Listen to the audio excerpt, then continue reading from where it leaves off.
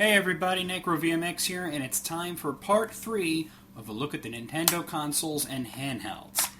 If you remember in my last video, we took a look at Nintendo's first handheld console, the Game Boy. And yes, the Game Boy is the first Nintendo handheld console, not the Game & Watch. The Game & Watch doesn't count because it's not a console.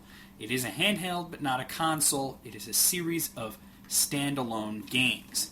And if you remember in the very first episode, we took a look at the very first Nintendo home console, the NES.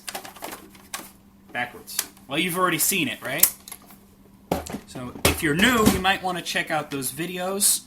I'm not putting them in a playlist until everything's done, but you can follow video responses back to the old videos.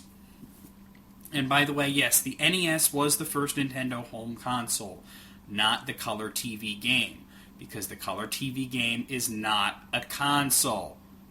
Don't argue with me, guys. It was a standalone game. Calling that a console is like calling Pong a console. Pong is a game. Anyway, as I mentioned in the first video, the NES pretty much defined my childhood. Well, if the NES defined my childhood, then the Super NES defined my adolescence. The Super NES was the follow-up to the NES. The NES was the Nintendo Entertainment System. This was the Super Nintendo Entertainment System. Well, it had Super in the name, kind of like Super Mario. And Super is always better than not Super, right? This was a 16-bit machine put out in direct response to other 16-bit machines, such as the TurboGrafx-16 by NEC and the Genesis by Sega. If you're not in America, you might know the Genesis by the name Mega Drive, but we're not here to talk about Sega. We're here to talk about Nintendo. While most people called the NES just simply the Nintendo, people called the Super NES the Super Nintendo. Although, of course, the proper name is Super Nintendo Entertainment System, we often shorten this to Super NES or SNES, or, of course, just Super Nintendo.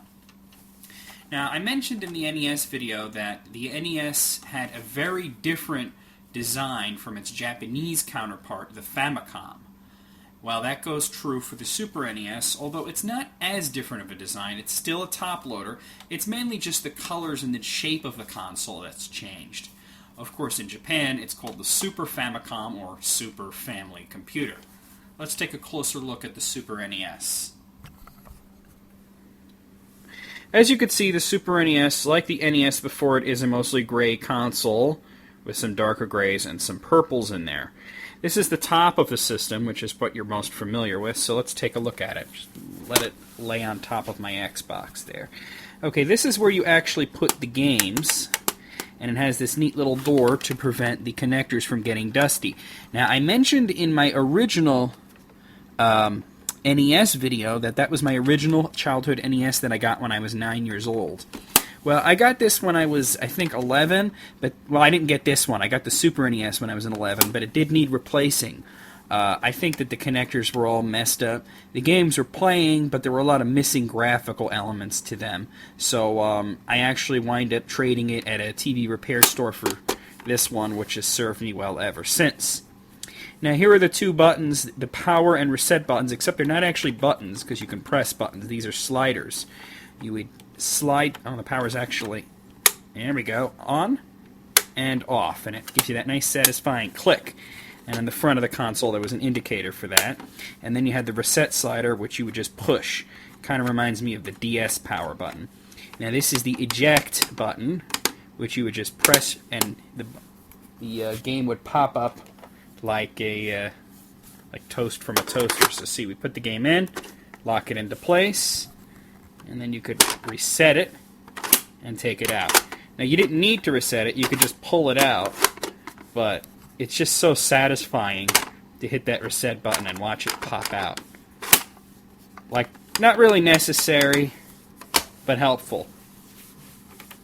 Let's take a look at the front of the console. There we have the two controller ports. We'll be taking a look at the controllers a little bit later. And that little dot there, that's the power indicator, which would come on red if the power was on. The sides of the consoles are nothing special. They're actually completely featureless. but I'll show you just briefly. And here's the back of the console. Now, the back of the console is interesting because it has this 1-800 number on there.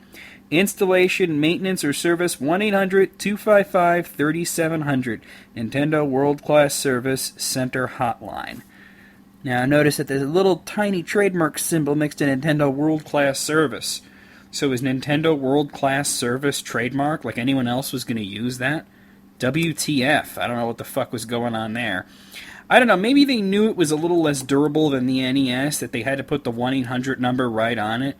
Or maybe they just were trying to be convenient. But anyway, here's the inputs and outputs. That's the multi, so if you were lucky enough to have a stereo TV back in the days of 16-bit, you'd use that. And there's the RF outlet, which used the RF switch. Now here's something interesting. The Super NES could use the RF switch from the NES. The NES could not use the one from the Super NES, but they were pretty much the same exact gray box. There's that channel 3, channel 4 switch for people with analog TVs. I guess no one has an analog TV now, right?